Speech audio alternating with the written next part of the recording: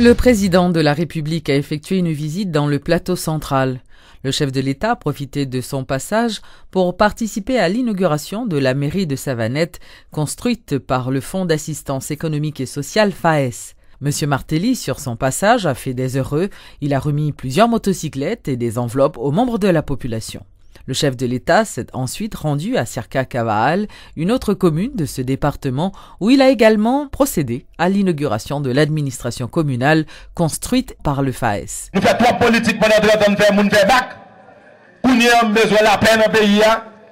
Et à travers le voyage que je fais, je vais nous l'autre image d'Haïti, je fais qu'on est nous compte travail, nous besoin de travail, mais nous ne pouvons pas faire nous cadeau l'argent, nous ne pouvons pas mentir.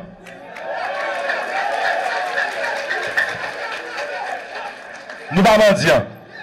L'un des films pour l'indépendance, nous ne pouvons pas reconnaître, l'une te paye 41 milliards de dollars. Haïti te paye 41 milliards de dollars, là je parle.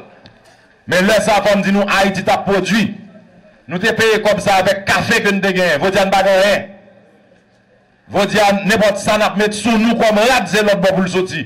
Là, nous faisons ça, nous tuons tout petit métier. Nous ne pas un tailleur, nous ne pas un boss, nous ne pas un cordonnier. Donc, c'est pour nous commencer à consommer local encore. C'est dans ce sens que, pour les gens qui travaillent à la tête toujours, nous dit nous prenons trop de coups et nous commandons un grade gratis. Et nous voulons pour les gens qui travaillent à la tête toujours, pour déléguer à gérer les gens qu'on est pour faire un grade gratis, puis on travaille à la terre. Je ne vais pas faire campagne, mais je vais seul rêve pour Haïti. Pour moi, tout le monde en Haïti a la même opportunité. Vous avez choisi par l'école, mais il faut qu'il y ait moyen pour aller à l'école. Il faut que l'école là là pour vous.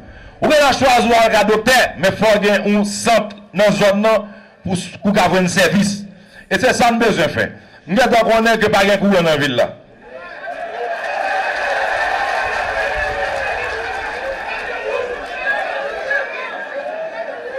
Et moi, le président, qui me parle, non?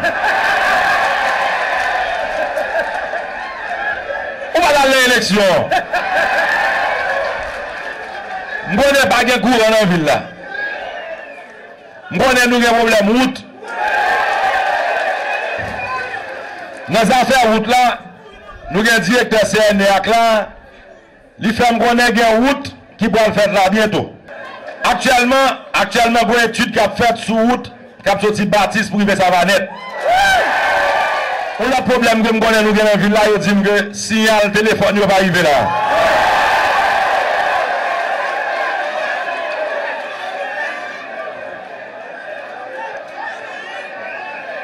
Je demande au ministre intérieur pour nous donner vos presse là, pour nous les dirigeants comme pour nous mettre en antenne là, parce que nous avons un pays et puis il y a des zones que nous négligeons. Il va faire sens.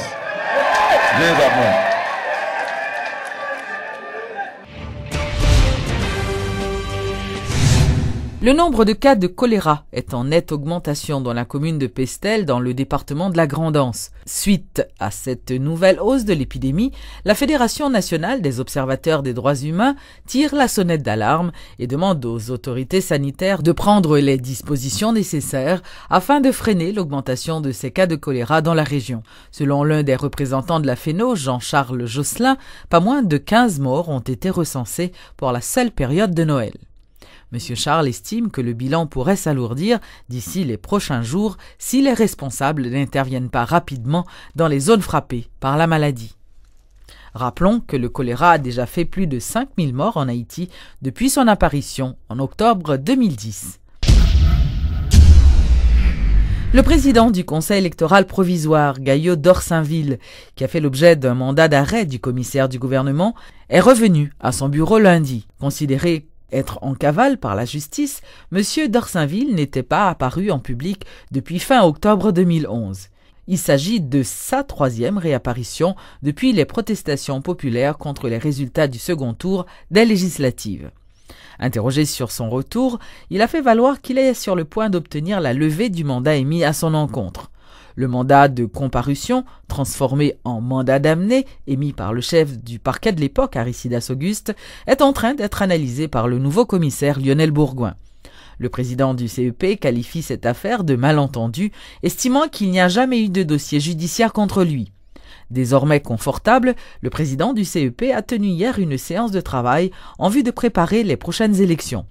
Accusé de corruption de fonctionnaires, de concussion et d'association de malfaiteurs par le chef du parquet de l'époque, M. d'Orsainville, accompagné de 2 autres conseillers, Ribel Pierre et Anténor Guerrier, a planché sur un projet de loi électorale. Sa réapparition intervient alors que le Sénat n'a toujours pas voté le rapport de la commission spéciale ayant enquêté sur les fraudes électorales. Le président de cette commission, Yuri Latortue, avait révélé que le rapport recommande des poursuites à l'égard des conseillers électoraux, dont Gayo d'Orsainville, accusé de fraude et de corruption.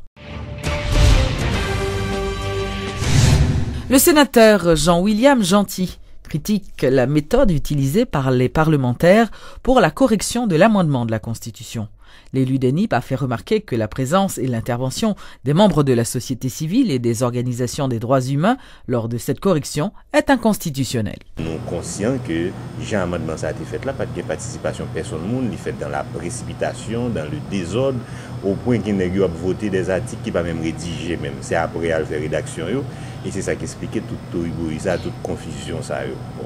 Comme de fait, là au publié ensemble des sénateurs et des députés qui étaient protestés, ils ont rentré là. Au contraire, nous apprenons de façon très drôle qu'il y a une équipe qui corrige. Pour nous-mêmes, nous sommes l'autre scandale encore. Parce que acte officiel, n'importe qui ne peut pas rentrer là-dedans comme ça, qu'on va le corriger. De quel droit qu'il y a des initiatives société civile, couronne, président Sénat, président Chambre des députés, à le corriger un acte qui finit voter, c'est vrai qu'il y a un problème, mais on va une assemblée faite, son assemblée qui a corrigé. Donc pour nous, c'est un scandale. Et d'autant plus que ça va donner naissance à ça, un conseil électoral permanent. Alors que pour nous-mêmes, ça que nous pour faire après l'élection, son bilan réel qui a de fait de dernier processus électoral qui débouchait sur tout ça nous vivre là comme problème et que la cause jusqu'à présent nous avons à peu près 7 conseillers qui n'ont marron. Donc nous sommes contents pour nous défendre bilan, pour nous défendre évaluation, pour nous chercher cause qui fait que malgré tout comme ça qui investit dans l'élection et puis c'est l'étranger qui n'a pas résultat pour avant pour le piquer devant pour le faire un conseil électoral permanent qui lui-même une qui caractérise c'est la non participation parce que dans l'esprit et dans la constitution il n'y a pas qui caractérise ni conseil électoral provisoire, ni conseil électoral permanent, c'est la participation. La direction départementale de la police de l'Ouest, la DDO, a organisé ce mercredi une importante réunion avec les responsables de différents commissariats de la région métropolitaine de Port-au-Prince. Le directeur départemental de la police de l'Ouest, Michel-Ange Gédéon, a fait remarquer que cette rencontre a été organisée dans le but de faire le point sur l'année 2011 et d'établir de nouvelles perspectives avec les responsables des différentes juridictions. Il était clair, lorsque nous prenons globalement et tout ça passé pendant l'année 2011, dans l'élection, tombé dans le changement d'administration, où vient après censer des cas d'assassinat de policiers. Donc, toute bagaille ça a eu une incidence sous l'institution. Mais fort heureusement, comme nous-mêmes sommes capables de témoigner, dans le dernier jour ça a eu, moral, monsieur, était au beau fixe. S'il est bien vrai que nous déplorons perte de policiers au nombre de 31 par balle pour l'année 2011, mais une bagaille pour nous retenir, c'est motivation avec laquelle que nous réagissons par rapport à la situation qui fait que nous passons une fête de fin d'année qui est plutôt satisfaisante lorsqu'on compare à la pression qui était entourée nous et dans un contexte aussi difficile. Et c'est le moment pour nous féliciter les policiers pour courage, pour détermination et nous profiter tout et de micro nous pour nous rassurer tout le monde sur la volonté que nous gagnons pour nous capables de faire mieux dans l'année 2012 qui a venu.